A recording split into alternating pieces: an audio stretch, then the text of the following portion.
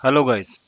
So welcome to this video. In this video हम लोग बात करेंगे about elastic cache service. So elastic cache service काफ़ी popular service है डेटाबेस में और बहुत यूज़फुल है in for the huge databases. ठीक है, तो जो उसका लॉजिक है उसके बारे में बात करेंगे और कुछ कंपैरिजन करेंगे। इसके दो दो वर्जन आते हैं, आप कह सकते हो दो तरीके से आप इसको यूज़ कर सकते हो। One is Redis, another is mem cache, and what is the difference between that, right.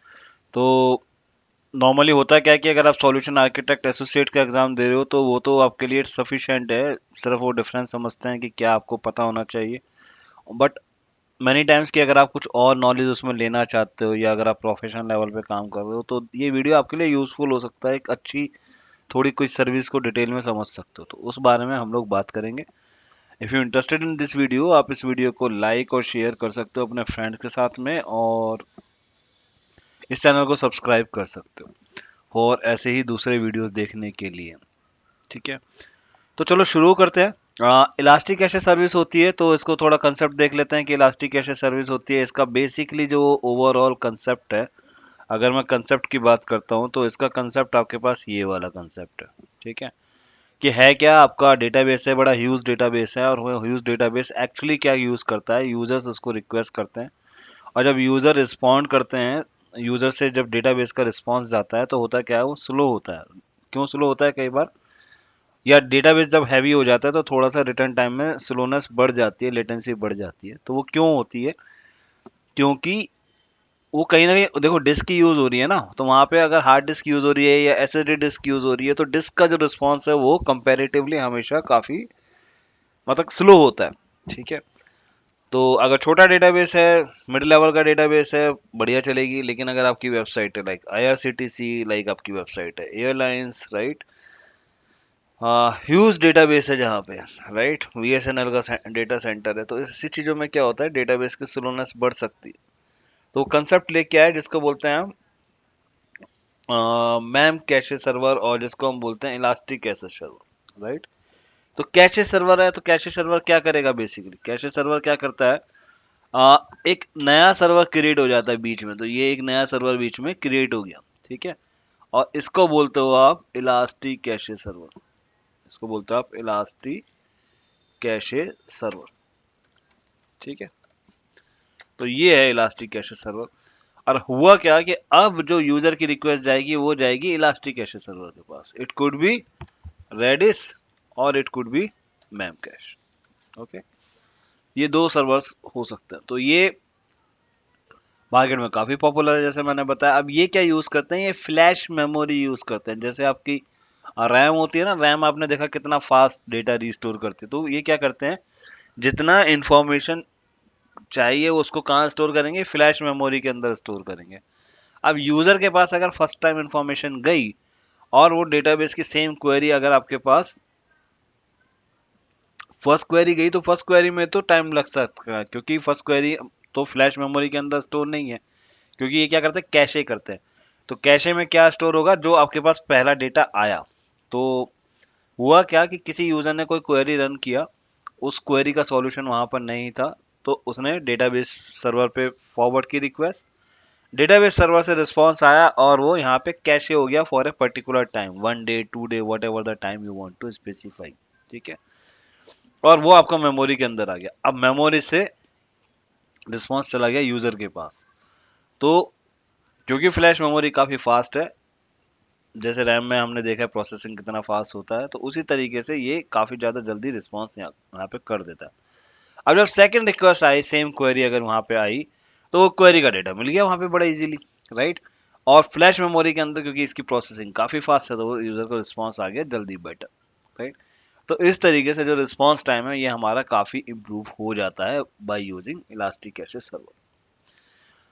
ये तो अच्छी बात है, अभी लॉजिक भी समझ में आ गया। अब हम कैसे बना सकते हैं, AWS में कैसे बना सकते हैं, क्योंकि AWS क्या करता है, आपको प्रोवाइड कर रहा है, दोनों पॉपुलर वर्जन है, रेडिस और मैम कैशे दोनों को प्रोवाइड कर रहा है। ठीक है, तो तो तो इसको कैसे यूज कर सकते हैं, ठीक है, पहली चीज एक ये। और दूसरी चीज की कौन सा चूज करें, ठीक है, दोनों को चूज करने के ऊपर भी तो है, क्योंकि दोनों ही आपको अवेलेबल है। T2.micro सॉरी, T2.micro आप इंस्टांस दोनों में बना सकते हो, और अभी T3.micro भी वो फ्री कर रहे हैं। ठीक है, तो ये दोनों इंस्टांस आप बना सकते हो। इसमें वन सीपीयू मिल जाता है, 0.5 GB रैम मिलती है, सॉरी 0.5 GB रैम मिल जाती है। T2.micro आप फ्री टायर बना सकते हो। ठीक है, T3.micro RDS में इसमें नहीं है। तो 0.5 GB की रैम आपको मिल जाती है, 0.5 GB की एक्चुअली मेमोरी मिल जाती है ना। तो ये आप सर्वर बना सकते हो यहाँ पे, राइट। तो आप कैसे बना सकते हो और चूज कैसे करें, इसके लिए आपको हेल्प करने की कोशिश करते हैं। तो कंसेप्ट अगर समझ में आ गया और अभी तक यहाँ पर हो और कंटिन्यू कर रहे हो, तो वीडियो को प्लीज लाइक कर देना, ये मुझे मोटिवेट करता है आगे करने के लिए काम। अब देखो यहाँ पे हमने क्या किया, हमने कुछ सर्वर बनाए थे, तो मैं आपको दिखाता हूँ एक बार, कंसोल में दिखाता हूँ तुमको कि कैसे बने हुए हैं वो। तो यहाँ पे आप आ जाओ, इलास्टिक कैसे सर्वर में आ जाओ। हमें डेटाबेस में अगर आप आओगे तो मैं आपको दिखाता हूँ, दो सर्वर्स बनाए हुए हैं, एक है मैम कैशे का और एक है रेडिस का। ठीक है, तो कैसे लगते हैं, रेडिस क्लस्टर का देखना है आपको तो रेडिस पे जाओगे। ठीक है, ये बना हुआ है। प्राइमरी बात बताता हूँ कि है क्या, कि जब आप ये बनाते हो बड़ा स्ट्रेट फॉरवर्ड ऑप्शन है, लेकिन रेडिस क्या यूज करता है, शार्ड को यूज करता है। तो रेडिस में क्या बनती है, शार्ड बनती है। शार्ड का मतलब है एक प्राइमरी और एक रेप्लिका, या एक प्राइमरी और बाकी रेप्लिका। ठीक है, तो शार्ड मतलब अलग अलग काइंड ऑफ क्लस्टर होगा। ठीक है, तो अगर रेडिस क्लस्टर बनाते हो तो ये इसको सपोर्ट करता है, मैम कैशे नहीं करता। तो हमारे पास एक डिफरेंस आ गया कि रेडिस, अगर आपको शार्ट चाहिए तो आप रेडिस के लिए जाओगे। ठीक है, ये ऑटो फेल ओवर भी सपोर्ट करता है। ठीक है, ऑटो फेल ओवर भी सपोर्ट करता है। तो मान लो अगर आपका प्राइमरी इंस्टेंस फेल हो गया, तो ऑटोमेटिकली सेकेंडरी जो आपकी रेप्लिका बनी हुई थी वो प्रमोट होके इस पर हो जाएगी। और मल्टी एजी भी सपोर्ट करता है, तो मल्टीपल अवेलेबिलिटी जोन में आपकी लोकेशन में बन जाती है। ठीक है, कैसे एक्सेस करते हो, इसका एंड पॉइंट ये है। ठीक है, ये एंड पॉइंट यहाँ पे बन गया, ये आपको मिल गया। ठीक है, ARN यहाँ मिल गया, T2.micro मैंने यूज किया था तो मैंने ये यूज कर लिया, राइट। बड़ी स्ट्रेट फॉरवर्ड ऑप्शन है, ज्यादा कुछ नहीं है, लेकिन क्लस्टर या शार्ट कैसे काम कर रहा है ये देखना इंटरेस्टिंग है, क्योंकि कई लोगों को आपको मिलेगा नहीं काफी वीडियोस में ये। तो ये देखो, अगर आप AWS में देख रहे हो तो ये प्राइमरी एक शार्ट बन गई, और इसके अंदर दो नोड हो गए, एक प्राइमरी हो गई और एक रेप्लिका हो गई। ठीक है, आप दो शार्ट भी बना सकते हो, तीन शार्ट भी बना सकते हो, दैट डिपेंड्स अपॉन यू कि आपको कहाँ तक चाहिए। ठीक, और आपके पास, हाँ, बैकअप्स तो ये रखता ही है। बैकअप्स अगर आप बनाना चाहो तो वो बना सकते हो। तो ये बेसिक चीज है कि मतलब मैंने आपको बताया कि रेडिस आपको किस तरीके से दिखता है। तो आई होप नाउ अभी आपको आइडिया होगा कि कैसे बनता है। एक ही नोड बनाओगे आइडिया लगता नहीं, इसलिए मैंने आज का आपको बड़ा दिखाना चाहिए। हाँ, नाउ मैम कैशे क्लस्टर और एक बार देख लो। मैम कैशे क्लस्टर क्या है, मैम कैशे क्लस्टर भी इसी तरीके से है, लेकिन वहां पे भी देखो मैंने दो नोड बनाए, लेकिन इसमें तुम्हें डिफरेंस दिखाऊंगा क्या आता है। वहां शार्ड बनी थी ना, यहाँ शार्ड नहीं है, और दोनों का एंड पॉइंट अलग अलग है। वहां पे दोनों का एंड पॉइंट एक ही था। ठीक है ना, तभी तो वो ऑटो फेल ओवर सपोर्ट कर रहा है। दोनों का एंड पॉइंट एक ही है। ठीक है, इन दोनों का एंड पॉइंट अलग अलग, 001 002। इस तरीके से आपको मल्टीपल नोड्स आप यहाँ पे क्रिएट कर सकते हो, अप टू 20 क्रिएट कर सकते हो। ठीक है, T2.micro बनाया है यहाँ पे भी सेम। ठीक है, बट ये उससे काफी ज्यादा सिंपल होता है।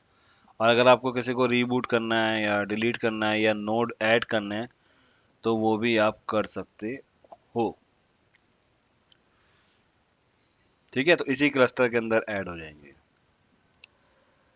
और तो मैम कैशे क्लस्टर के अंदर तुम जितने नोड ऐड करना चाहो वो कर सकते हो। ठीक है, तो यहाँ से आपके पास ऑप्शन है।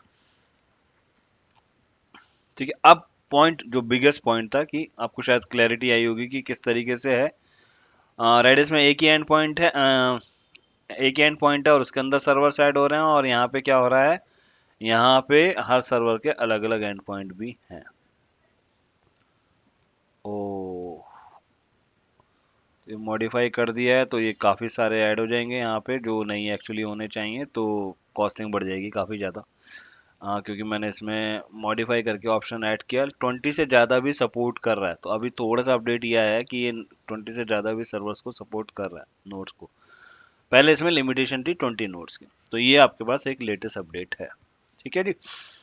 चलो अब इसने मॉडिफाई किया है तो इसको देखेंगे। बीच में तो कैंसिल नहीं कर सकते हैं, अगर कोई एक्शन आ गया है तो आपके पास कैंसिल करने का कोई ऑप्शन नहीं है। तो I don't have any further choice, I मुझको बस वो डिलीट करने का ऑप्शन रहेगा जब जैसे ये बन जाए। ठीक है। नाउ इसके बाद अगर आप देखते हो डिफरेंस के लिए कि कब आपको रेडिस चूज करना है और कब आपको मैम कैशे चूज करना है, तो कुछ पैरामीटर हैं या कुछ इंपॉर्टेंट फैक्टर हैं।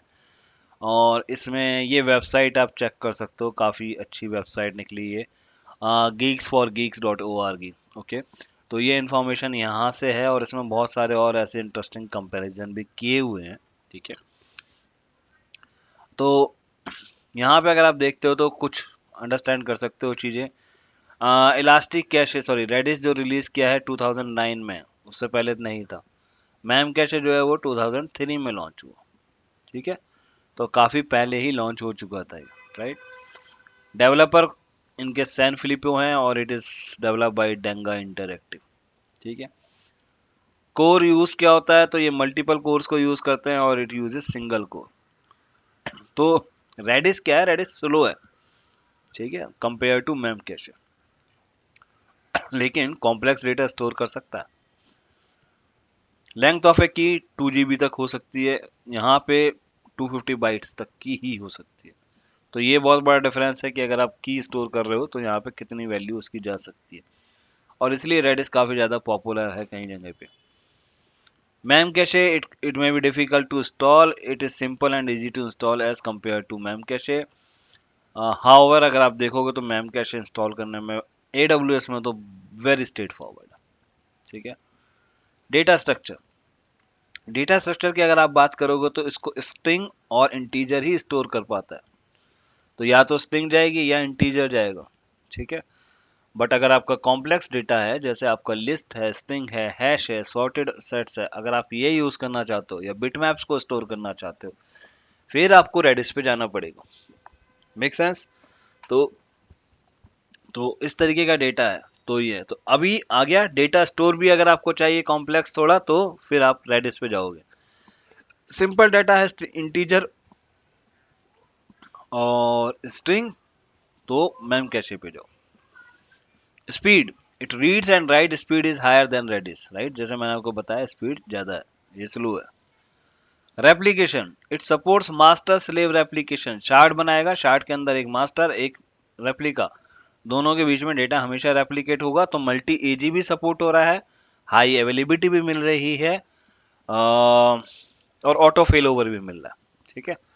लेकिन यहाँ पे कोई रेप्लिकेशन नहीं हो रहा है, राइट। ड्यूरेबिलिटी, मैम कैशे से ज्यादा ड्यूरेबल है ना, ऑब्वियसली ड्यूरेबिलिटी ज्यादा है यहाँ पे। सेकेंडरी डेटाबेस मॉडल, ठीक है,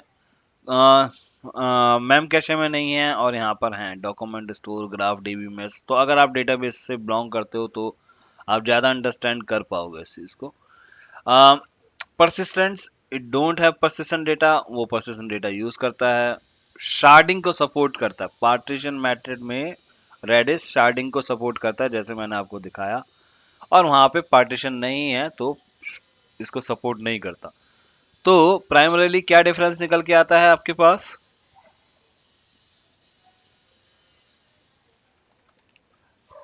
If you need to store string or integer, right, don't need auto failover, high availability, multi-AG,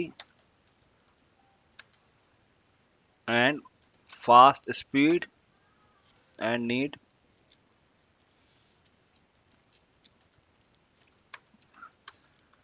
speed, go for memcache. Need to store complex data like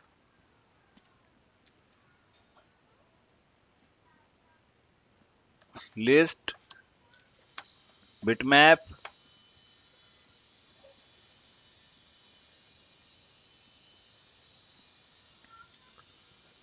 hashes, sorted sets, etc.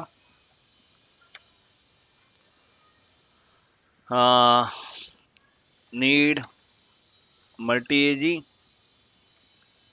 high availability, and need auto failover, right? Go for Redis, right? So इस तरीके से आप easily compare कर सकते हो और इसको use कर सकते हो। आई होप ये कंपैरिजन आपके लिए यूजफुल रहा होगा और ये वीडियो आपको पसंद आया होगा। अगर आप AWS का कंप्लीट कोर्स करना चाहते हो तो I will suggest you to refer this one, web.cloudlearning.co.in। और यहाँ पे आपको कोर्सेज मिल जाते हैं AWS का पूरा, हिंदी में भी मिल जाता है और इंग्लिश में भी मिल जाता है। अगर आपको कोई कैरियर कंसल्टेंसी चाहिए वो भी मिल जाती है। कोर्स के प्राइसेस 4000 रुपीज़ पे लाइफ टाइम एक्सेस के लिए आपको मिल जाता है। लेकिन अगर आप चाहते हो कि आप उसको इजी वे में पढ़ना चाहते हो तो आप मेंबरशिप भी ले सकते हो। तो मेंबरशिप आपको बहुत इजीली अवेलेबल हो जाती है फॉर मंथली मेंबरशिप 499। 499 में आप इजीली मेंबर बन सकते हो और ये जितने भी कोर्सेज हैं ये सारे आपको मिल जाते हैं। ठीक है, तो अगर आप एक महीने में ही पूरा कोर्स कंप्लीट कर लेते हो, अपना टाइम है आपके पास, तो आप बड़ी अच्छे तरीके से इसको लर्न कर सकते हो और बहुत ही इजी है इसको बाय करना। कॉन्टैक्ट नंबर मैंने दिया हुआ है इन केस कोई क्वेरी हो। और यहाँ पे जाके आप कोर्स के सैंपल वीडियोस भी देख सकते हो, क्या पढ़ाने का तरीका है और एक एक चीज़ बड़ी डिटेल में बताया हुआ है। तो आप चाहो तो कंप्लीट कोर्स यहाँ से ले सकते हो और अपने सारे रिकॉर्ड को ट्रैक कर सकते हो और अपना AWS का सर्टिफिकेशन भी निकाल सकते हो। तो ये आई थिंक आपको काफ़ी ज़्यादा हेल्प कर सकता है। डे बाय डे हम कोशिश कर रहे हैं कि इसके अंदर नए नए कोर्सेज और नए नए वीडियोस ऐड करते जाएं। If you find it interesting, feel free to join the membership, and I believe that it would be, you will be happy for that. Thank you for watching this videos, guys. मिलते हैं किसी ऐसे ही नए videos के साथ। Bye bye.